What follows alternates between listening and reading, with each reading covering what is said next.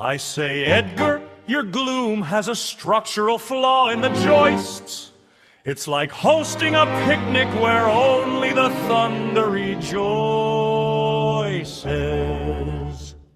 You've narrated the shadows until they've all asked for a raise, and turned Nevermore into a permanent Gothic-themed haze.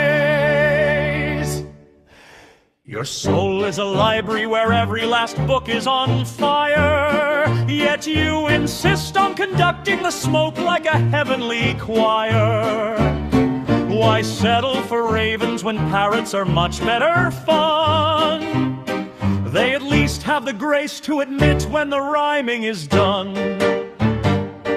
And here is the Regent, a lady with porcelain skin, with a face like a teapot that's harboring original sin.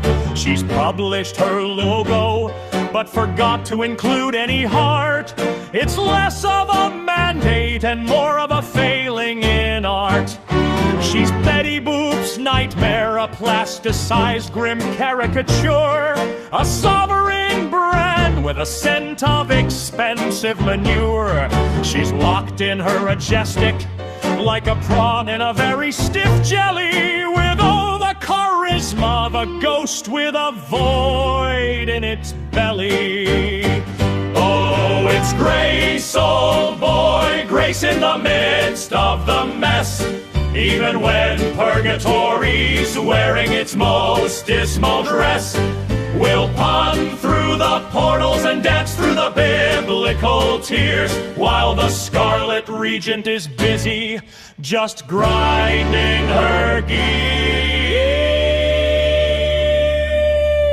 We've looked at your ledger and Greg says the margins are tight. You're using your trauma as a very dim flickering light. Lisa notes that your logo is a defense against being known, a maternal deficit carved into synthetic stone. You're an overachiever in a mask that is failing to fit, a survival strategy lacking a single ounce of true wit. You've arrested your growth in a plasticized high-tier freeze, but healing begins when you finally fall to your knees. A biblical rupture is often a poorly timed slip, like finding a harlot with a very firm, sanctified grip. Temptation's a snack, and the fruit is a bit of a bore, but the Regent is knocking on a strictly prohibited door. Your Purgatory's a maze with the lighting of a damp tomb. I've seen better aesthetics in a butler's auxiliary room. You've compartmentalized grief like a man with a filing obsession, turning every lone wolf into a gloomy poetic procession. The fragmented soul is just a fellow who's lost his valet, and forgotten that sunlight is the only thing starting the day. Your oceans are ink and your continents are made of despair. I'd offer a parasol, but there's far too much gloom in the air. She says God consults himself, but she's just talking to walls, a monologue echoing through her mahogany halls. She's trying to manufacture a mandate of heaven from scratch, while wearing a face that no living person could match. She's rewriting the liturgy with a synthetic neon-lit pen, but even the dragons are asking, oh Lord, not again. She's a consultation of one in a very loud vacuum of pride, with absolutely nowhere for a soul or a secret to hide.